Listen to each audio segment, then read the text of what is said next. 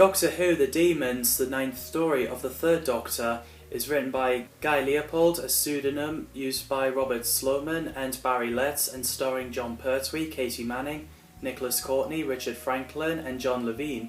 So the story is actually the beginning audition for Joe Grant. It was going to be a 4-part story, but obviously 5. Barry Letts decided to have black magic in the story as he thought it would be interesting and frightening, which it is. He had little time to write the story, so his wife suggested Robert Sloman to write with him, which is nice. BBC wasn't happy because they prefer their crew to write their own stories, so they put the pseudonym Guy Leopold, Robert Sloman's son middle name, and Barry Letts' middle name in it.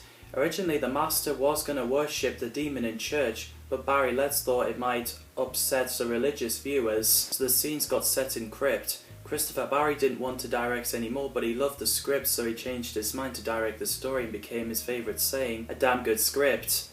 Most of the story is filmed in Aldbourne, Wiltshire. They allowed 2 weeks of filming, then double the usual amount at the time, leading to a lot of the finished story being set outside instead of in studio.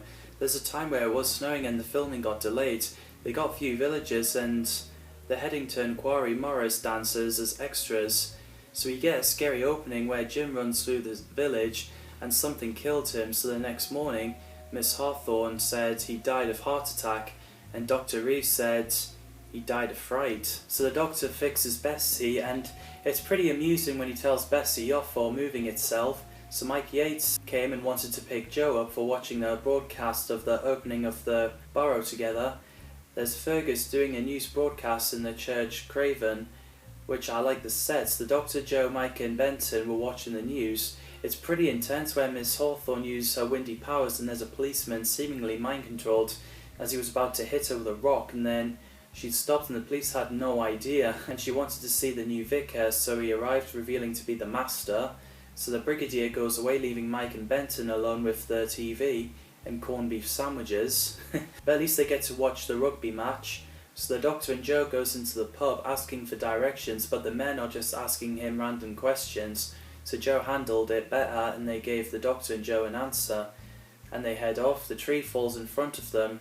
We get an epic cliffhanger when the Master's setting up the ceremony and the Doctor and Horner covered in ashes while the gargoyle was coming to life. As the Doctor is blacked out, as he's covered in ice and ashes, Joe Grant tries to wake him up. Mike and Benton sees it on the news after they've finished watching rugby, and the Master is speaking to Azel. Dr. Reeves examined the Doctor and he thinks he's dead at first, but then he realises that he's still alive and confused that he has 2 hearts. So Sergeant Benton and Captain Mike Yates arrived. Benton walked around the village and heard someone calling for help, and he found Miss Hawthorne in the chest. Garvin came in, so him and Benton had a fight, but Benton stood in a carved stone and passing out. So he and Miss Hawthorne gets captured, but eventually Garvin gets vaporised by Azel. So they went back to the Burrow. Brigadier, who seems to love having a lie-in, and gets a phone call, and he seems to go mad when he found out that Benton and Mike went away with his helicopter in the village. As the delivery guy drove into the heat barrier, he quickly got out and his truck got exploded, so Brigadier arrived and his cane got in flames for pointing through the barrier. The effects is pretty effective. I love the bit where the Doctor woke up and said, "Eureka!" The moment he found out the new vicar's name is Magister, a Latin for the Master. Did you fail Latin as well as science? Magister is the Latin word for master. He and Joe went in the chamber. The gargoyle entrance is pretty scary, and so it went in. So intense. So the Doctor pointed a knife and shouted at the gargoyle and went away, and the Master is having trouble getting gargoyle to kill the Doctor. So while the Doctor and the others are discussing magic, Brigadier complaining that he can't go through the circle-shaped heat barrier, as the Doctor explains what the demons are. The Master is demanding the villagers, and he got gargoyle to kill Winstanley for asking the villagers to leave. Meanwhile, Mike Yates sees Girton pinched helicopter, so he went after it. So they have a mini fight, but sadly Girton has got it. So Mike got in the motorbike to chase him. Girton tries to get the Doctor to move into the barrier, but the plan is backfired and Girton in helicopter exploded after Joe fell out the car. The Master asks Azel to stop before he destroys him with the village. Shaking, John Pertwee is always great as the third Doctor. He is my favourite classic Doctor. Katie Manning is great as Jo Grant, and so are Nicholas Courtney, John Levine and Richard Franklin as Brigadier Lethbridge Stewart, Sergeant Benton and Captain Mike Yates. Roger Delgado is a fantastic choice playing the Master. Alec Linstead played Tom Osgood, a unit technical officer. Apparently Stephen Moffat was going to reveal that he's Petronella Osgood's father. However, he did not want to state this definitely in the script as in order to avoid confusing and annoying the viewers. Damaris Heyman played Miss Olive Hawthorne, who's a human witch. She's so good in this. Dan McCullough played Bert Walker, a landlord, and the Master orders him to kill the Doctor. The cast did an incredible job. You can tell they enjoyed their roles they're given to. Dæmons are powerful humanoids who profoundly affected humankind, and they're from the planet Dæmons. The last living demon is Azul. He placed himself in suspended animation for thousands of years, and I thought he's pretty terrifying. They should bring him back, definitely. Stephen did so good in this.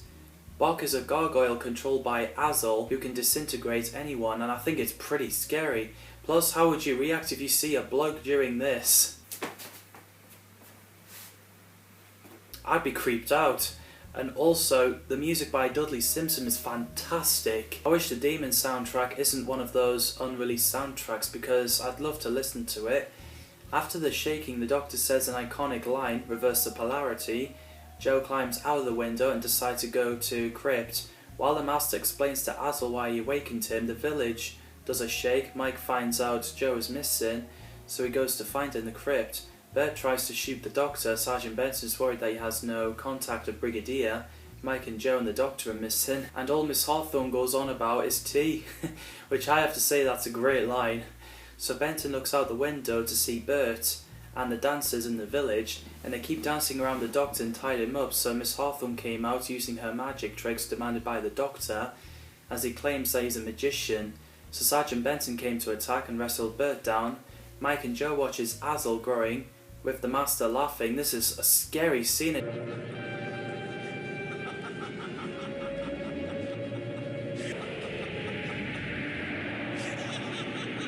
It's actually the nursery rhyme, Mary Had a Little Lamb, in backwards, which is cool. So Jo and Mike are tied up. The Doctor discusses that there's no magic, it's science. So Mike ran out to the crypt to tell everyone they got Jo. So the Doctor tells the Brigadier they managed to use a machine to make a doorway into the heat barrier. The effects looks great. While the Master is using Jo as a sacrifice, the Doctor runs into the crypt and got Azul to set Jo free. So the unit soldiers battles with Gargoyle. Yes, I see what you mean. Never mind, we'll soon fix him. It looks pretty cool after when Sergeant Benton blew it up with bazooka and it managed to fix itself up. So the Doctor, Master and Azul argued who should get the power. The Master wanted it, but the Doctor doesn't. If you kill me now, you will wander throughout eternity whether you should have listened to my words. After Azul electrocuted the Doctor, he gets disintegrated. His power turning against him was like what John Pertwee says, Azul blew a fuse. So everyone got out and the church exploded. Apparently because that scene looks so realistic, audience sent a lot of complaints because they thought BBC blew up the church. Crazy. So the Master tried to escape, but Bestie brought him back, so the unit soldiers put him in jeep and took him away in maximum facility. We get a nice moment where everyone is doing a dance to celebrate, except Brigadier and Mike went for a pint. Kind of you, Captain Yates. Not rather for a pint. You're right, Joe, there is magic. So yeah, I think this is a brilliant story, and that's the end of Season 8. It's been a great season. They release a Blu-ray box set with all 5 stories, remastered effects, surround sounds, deleted scenes, special features, behind the sofa and everything. I really enjoyed the little video where Jo and Cliff Jones returned to face Autons again. What did you think of the Dæmons and Season 8?